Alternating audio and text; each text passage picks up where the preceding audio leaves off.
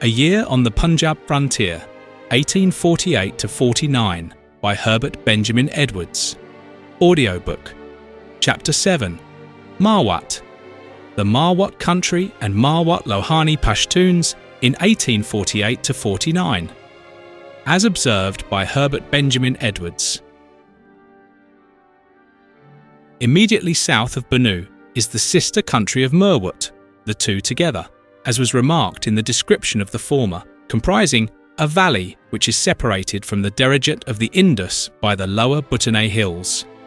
Like Bunnoochee, it is bound in on three sides by hills, on the west by those of the Viziris and Bunnoochees, on the south still by those of the Bunnoochees, and on the east by those of the Kutuks bordering on Isle.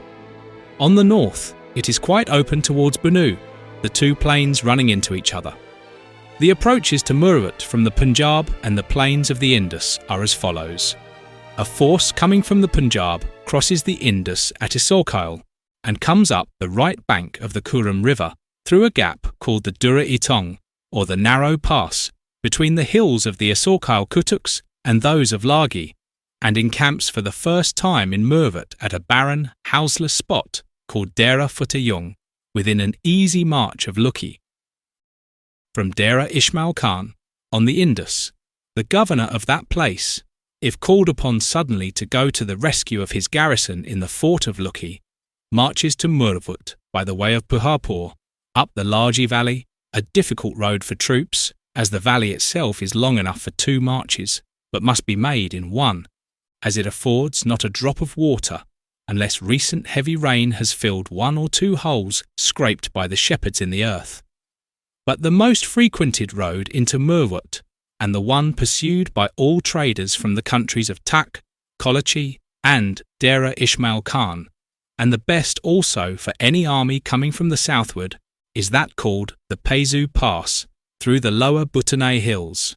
This pass is about 3 miles in extent, and affords an excellent road for artillery, broad and smooth, except at the northern and highest end towards Marwat, where it is stony, sloping gradually, and varying in width from 5 yards to 50.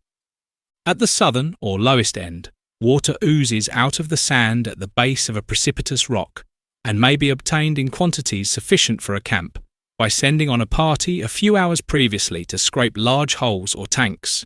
This pass used to be so infested with robbers that it became no pass at all.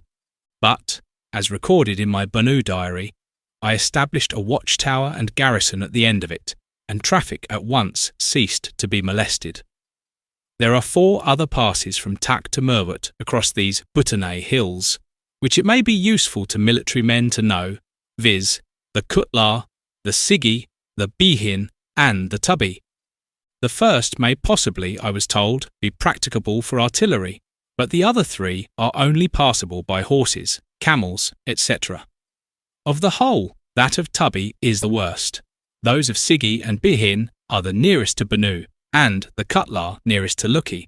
I am not aware of any pass between Paizu and Dura-Itong. The intervening space is chiefly occupied by a very high mountain, on which there is a ziyarat, place of pilgrimage, of great repute and sanctity among the Afghan tribes on the Indus, and I was told that it required as much strength as zeal to carry a pilgrim over the difficulties of the ascent.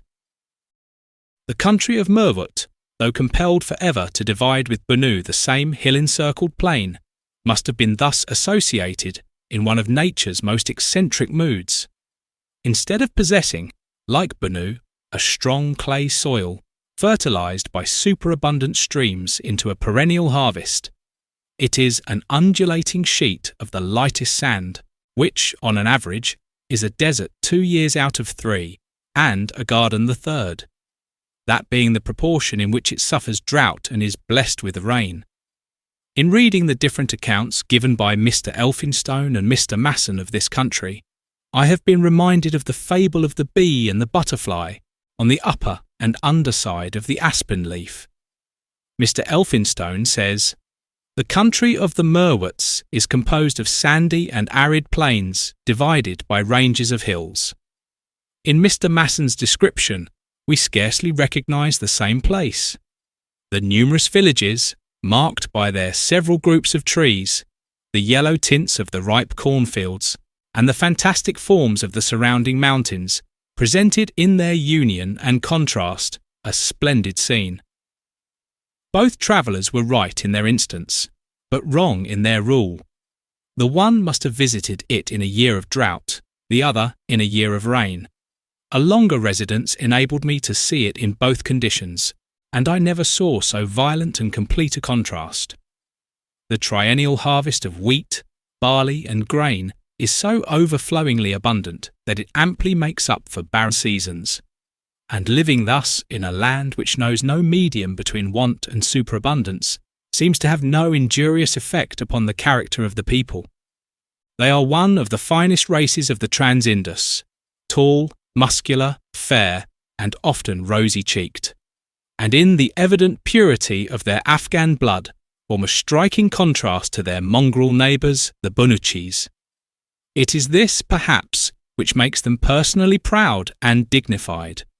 But they are frank and simple in their manners with strangers, and distinguished from all the Puthan tribes with which I am acquainted by a more generous treatment of their women.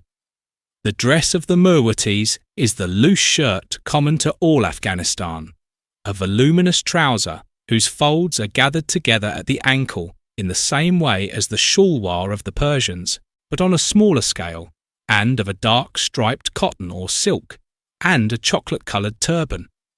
The hue of this latter article is quite a distinctive mark of a Marwat peasant. The capital of Marwat is Lakki, which, in Mr. Elphinstone's map, was at that time correctly placed on the right bank of the Goombilla, but which the modern traveller will find to have migrated to the left bank of that river. The old town of Lakki still boasts a few huts on the right bank, but all the Hindu traders and artisans have deserted it, in order, most probably, to be under cover of the fort, which the Sikhs established on the opposite bank. Mr. Masson makes a mistake in placing Lakki on the Kurram, from which river it is between 2 and 3 miles distant. To the best of my knowledge, there is not one native fort, walled village, or entrenchment of any kind to be found among the people of Marwat, a fact which, to my mind, always spoke more for their bravery than the 400 forts of the quarrelsome, vindictive, yet cowardly Bunnoochees. Something, however, must be allowed for the difference of soil. For the sand of Marwat is as useless for building as the mud of Bunnoo is excellent. Hence, there are few or no mud houses even in the villages of Marwat, except those of the chiefs, though in the town of Lakki the shops and houses of all classes are built of that material, favoured by the vicinity of the river. Mr. Elphinstone describes their abodes well. Half the Marwats are fixed and employed in agriculture. The rest wander about with their herds of camels, living chiefly in temporary huts of branches of trees, with a wall of thorns, and a roof of straw. Some few have black tents of the worst description. And this is not only applicable to their temporary, but to their permanent villages. All are constructed of twigs, branches, osiers, reeds, etc., and a stiff wall of thorns, thrown loosely on the ground, surrounds the whole colony, and is closed at night with a rude gate of brambles, which is thrown on one side at dawn in the morning to let out the cattle. But perhaps the chief characteristic of this country is its excessive drought. There is, I believe, only one well in all the villages of Marwat. The reason of this is that the water is so far below the surface that the people cannot afford to sink wells to it. Instead of such expensive luxuries, they dig a tank outside each village to catch rainwater.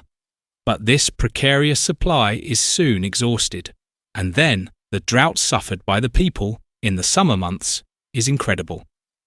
The only way they have of procuring water is by keeping mules and bullocks to carry skins to some distant brook or spring, and the industrious women of Marwat are thus employed all the summer for nearly 12 hours out of the 24. The poor who cannot keep a mule have to walk to the water before they can get a draught. To bring this state of things more fully home to the reader, I will mention the instance of a village called Titurkyle on the road from Lakki to the Paizu Pass. the inhabitants of which have, in general, to fetch water all the way from the Goombaloo River, or 14 miles and a quarter, as measured by my perambulator. Mirza Agha Abbas, of Shiraz, the intelligent native traveller whom I have often quoted, mentions an interesting fact in connection with this subject, which is very characteristic of the religious and hospitable Pashtuns. Each house, he says, subscribes a vessel of water for the mosque and for strangers. Merwat, being much more easy of access than Bunnoochee, has never, that I am aware, been able to shake off authority, but on the contrary, has submitted to an increase of burdens from every new master. Originally, the Durrani kings of Kabul imposed on the Afghans of Merwat the light tribute of 120 camels yearly, and the service of 100 horsemen, with a tax of 3,000 rupees on the Hindus resident among them. Gradually, however, they raised the revenue to 12,000 rupees a year. Agha Abbas says 18,000, but I think not. To them succeeded the Nawab of Dera Ismail Khan, who levied sometimes 27,000, sometimes 30,000, and sometimes 40,000 rupees from the Merwatis. Next came the devouring Sikh, but though he swallowed up the Nawab of Dera, Ranjit Singh was either too busy or too cautious to meddle much for some years with his remote Afghan dependencies. I believe Mr. Masson is correct in saying, Maharaja Ranjit Singh once marched with an army of 25,000 men to Lakki. He exacted 30,000 rupees, but did not judge it prudent or convenient to make a permanent settlement in the country, as, it is said, he had contemplated. The earliest certain account that I have of the Sikh proceedings in Merwat is subsequent to Ranjit's death. About the year 1842, Ranjit's son, so-called Maharaju Sher Singh, deputed Malik Futteh Khan, Tawana, to make some permanent settlement with the chiefs of Merwat. He was a brave, highly intelligent, and singularly energetic man, but like most natives preferred fraud to force, and was even less hampered with scruples about using it than the generality of his contemporaries at the laxest of all courts.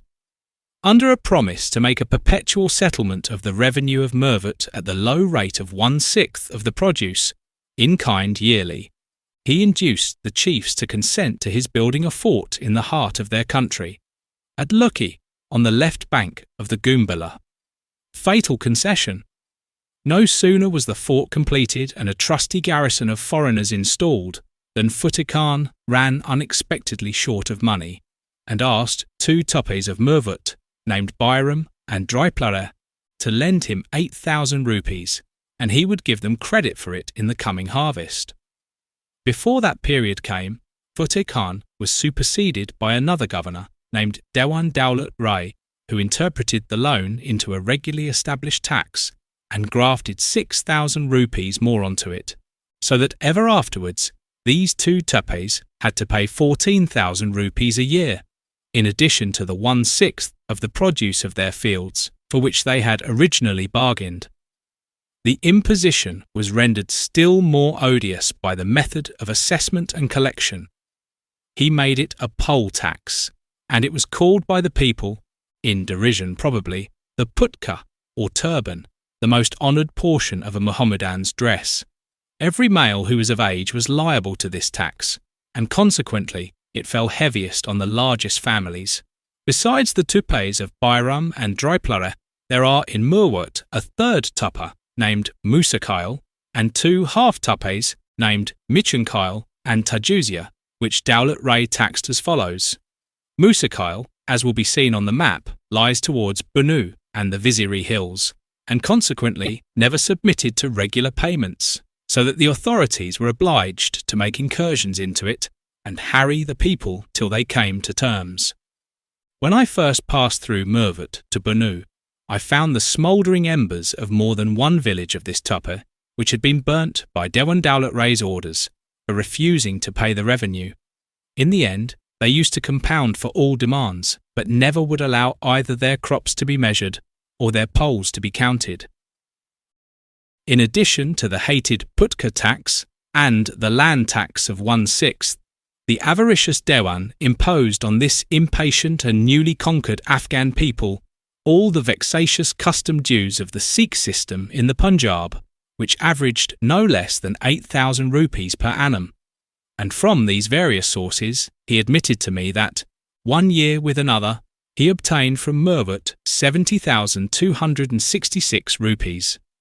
With more correctness, I was informed, by common report, that he never squeezed less than a lakh out of it, or £10,000 sterling. My own idea of what would be a fair and rather easy revenue for Marwat is 65,000 rupees. In the beginning of 1847, the rage of the Marwatis at the Putka tax rose to such a pitch that they rebelled and laid siege to the fort of Lakki with the intention of razing it and freeing their country, an enterprise in which they were readily assisted by the neighbouring viziris and kutuks. The fort was commanded at that time by a very brave Pathan named Nizam Khan, Koduka, who first burnt the town of Lakki to the ground to deprive the besiegers of shelter, and then defended the fort with his garrison for 17 days until his master, the Dewan, arrived from Dera Ismail Khan with guns and reinforcements and raised the siege. I arrived in Marwat almost immediately afterwards and forced the Dewan to remodel his system of assessment by abolishing the poll tax and raising the land tax from 1/6 to 1/4, a change which was no loss to the Dewan and was hailed as a perfect enfranchisement by the people. By a happy accident, a rainy season followed this interference, and the superstitious Marwatis considered it a divine declaration in favour of the change. Their joy, however, was raised to its utmost when, on my report of the ruin to which Dowlat Ray had reduced every country under his charge, Sir Henry Lawrence removed him from his government and conferred it on General Cortlandt. The Dewan was hated through the length and breadth of his province, and from latitude 31 degrees north on the Indus to latitude 33 degrees, there was no name among the mountain robbers of the Suleiman Range which struck such terror to the people of the plains as that of their own governor, Dowlat Ray. Yet he was in high favour with the Sikh Durbar, and from the great Chancellor, Dinanath, down to the Purvanu Nuves, writer of orders, there was not an official at Lahore who did not lament his fall. Why? Because they loved his bribes and did not care a button for his people. Such was the government which it was the thankless office of the British resident and his assistants to control. Having thus given a general account of the country of Marwat, let us now return to its frontier village, Gundi, where we arrived, in the preceding chapter, on the 29th of February, 1848. On approaching the village, I was astonished to see all the women coming out to meet me, and found that they were the bearers of a petition, begging me to forgive their husbands for deceiving the revenue measurers.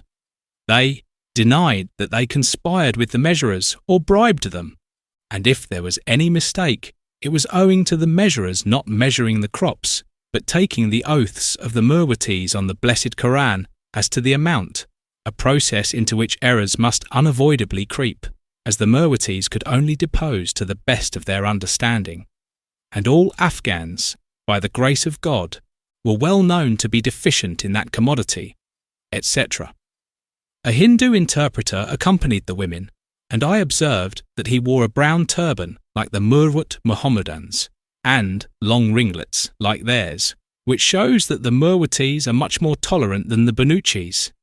This man told me there were only 2 old men in the village, few of the men of Gundi outliving the prime of manhood on account of a blood feud raging between 2 divisions of the Dalkosi tribe of Marwat, headed respectively by Zufar Khan and Sahib Khan, which feud produced usually 3 stand-up fights a year, the government garrison at Lakki assisting one side or the other for a consideration. Diary resumed. March 1st, 1848. Marched from Gundi to Lakki, the capital of Marwat.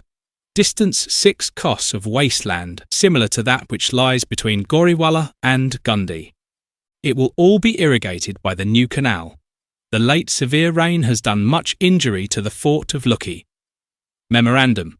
to write to Cortlandt to send workmen as soon as they can be spared from Dulipgur to put a rampart to the northwest bastion, a roof to both gun bastions to protect the sentries from the sun, brick houses for the garrison instead of grass, which exposes them to fire, and raise the level of the magazine floors, which is now below that of the ground outside, and consequently damp. Also rebore and remount the 2 heavy guns, and remount the light gun, if of any use. Also complete the complement of artillerymen, and send standing orders to the new commandant, Muhammad Ali Khan.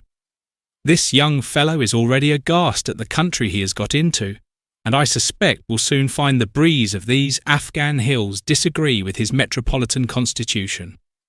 What a melancholy change for a Lahore dandy, to sit on the bastions of Lakki and watch the fish rise in the undrinkable Gumbila.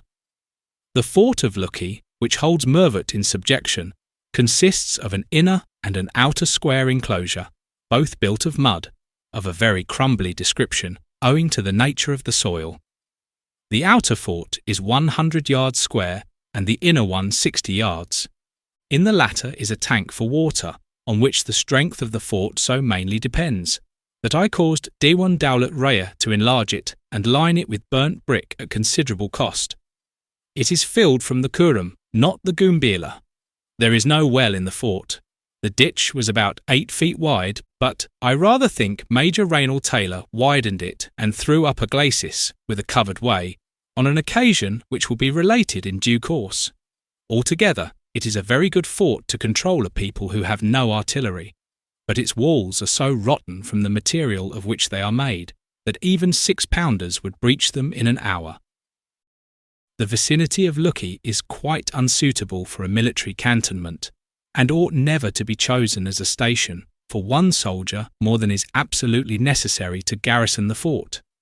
In the first place, the water of the Gumbila is most unwholesome to drink, producing inflammation, etc., to a most painful extent in strangers, and secondly, the land between the Gumbilu and Kurum rivers is low, swampy, and feverish, and the breeze which comes over it produces sickness to such a degree that, in the summer of 1847, one of General Cortlandt's regiments of Hindustanese was almost destroyed by a few months' residence at Lakki, and the men were obliged to be put into boats at Escort and floated down the Indus to Dera. The place where they were cantoned had been taken ignorantly from a fakir, to whose vengeance the natives attributed the sickness, but the less superstitious European officer will see in it only the operation of natural causes, and avoid the place in future. The town of Lakki, which is about 200 yards from the fort, is now very well peopled and thriving, and seems quite to have got over its double calamity of being fired by the government and plundered by the rebels. The ground from here to the Gumbala slopes so much that a dam is required to be thrown round the north of the town, so as to save it from the flood which runs down to the river from the plains above, after heavy rain. March 2nd, proceeded to Titakyle, 14 miles and a quarter. The whole valley of Marwat is now one sheet of corn, and no one can remember such a harvest. The tremendous rain, however, has done some damage, but our road this morning lay through the lands of Abakyle and Mundrakyle, across which the hailstorm passed, and we saw that the corn had been literally mowed off by its violence, a few inches from the ground, over a distance of about 2 miles. It afterwards turned out that the corn had not been in ear, and therefore sprang up again, and bore more than any other corn in the valley. At every village, from Gundi to this place, there has been a demonstration of women got up to induce me to let their husbands off from paying the revenue which the crop measurers were bribed to suppress. And very severe actions have I had to fight with these Marwat Amazons, but all in good humour, or they break their way through the escort, seize my horse by the bridle, and taking me regularly prisoner, commence a kind of deprecatory glee made up of fractional parts of the simple burden, Uruz Luri. I have a petition. Set to music, it would run thus: Uruz Luri, Luri, Luri, Uruz, Ruz, Ruz, Uruz, Uri, Uri, Luri, Uz. The effect of it, rising in a sharp from the throats of at least 200 women, half of them laughing, while the other half scream, must be left to an imaginative ear. Not one of them ever says what the petition is, nor will they allow me to speak, it being mutually comprehended by me that they want the revenue to be excused, and by them that I will not do it. In the end, I have to watch an opportunity to bolt, followed by all my horsemen, and the loud laughter of the unsuccessful petitioners. On these occasions, the husbands kept out of sight, or just peeped round the corners to see whether the brown beauty which melted their own hearts had any softening influence on a Feringhi. Their teeth certainly are brilliant. But what said the wolf to Little Red Riding Hood? Scarcely in any case has a husband followed the demonstration up by coming to my tent to complain. And it is well known they will go miles to recover a few pice, halfpence, if they know they are in the right. This custom of allowing their women to be seen is a trait worthy of remark, as quite peculiar to Marwat, and contrary to one of the strongest prejudices of Afghans, who jealously shut up their females. Even in low-bred and vicious Bunnoochee, the women shun observation, and in Peshawar, my Bunnoochee escort told me, seclusion is so rigidly enforced that not a woman dared to look out at a passing sirdar to see whether or no he were well mounted and dressed. The enlightened ladies of Marwat, therefore, drew down from all the Afghans in my train unqualified expressions of blame and astonishment, and no sooner did we approach a village and catch sight of the blue petticoated crowd outside than "Tobah! Tobah!" Shame, shame, burst from every mouth. The want of water here is so serious an inconvenience to troops passing and repassing that I have ordered a well to be sunk forthwith at government expense, cost what it may. The villagers say there is a tradition that water is more than 60 cubits from the surface, and so they have never tried to dig a well to it, but if mine succeeds, they say all the villages will follow the example. March 3rd. Marched through the Paizu Pass and encamped at the southern entrance, which is no longer in Marwat but Tak. Spent the day in determining the best position for the watchtower that is to keep this pass in order, and in selecting recruits brought forward by Mitu Khan to form the garrison. Plenty of candidates, and I chose out a very proper set of fellows, as hard as nails. Mitu Khan is anxious not only to be commandant of the Paizu Tower, but founder of a Paizu town, and cultivator of the surrounding waste. This would form a most desirable halting place, but, as usual with all propositions for the improvement of these quarrelsome countries, objections are immediately started. Firstly, the land which has hitherto lain waste is at once claimed by 3 countries, Marwat, Tak and Kolachi. Secondly, the water which comes down the Paizu Pass in seasons of rain has hitherto been turned to account in the fields of the Kundi people, about 4 kos to the west, and they say it would injure them to interpose a new colony at Paizu. In these difficulties, all I can do is to decide that a town at Paizu shall be founded for the benefit of travellers, and who is to colonise it and who cultivate the land must be left to the decision of a commission of boundaries. For the present, Shah Niwaz Khan of Tak must build the watchtower and take credit for expense in his revenue accounts. Wrote to Shah Niwaz Khan, the governor of Tak, to meet me at Tukwaru, that I may hear how he and his country get on. And now, as the course of our narrative is carrying us to the southward and will not return this way again, I think those readers who look in these volumes for something better than personal adventures will be glad of some account of the 2 countries we are leaving on our right and left, Tak in the Derajat of the Indus and Isokile on the bank of that river.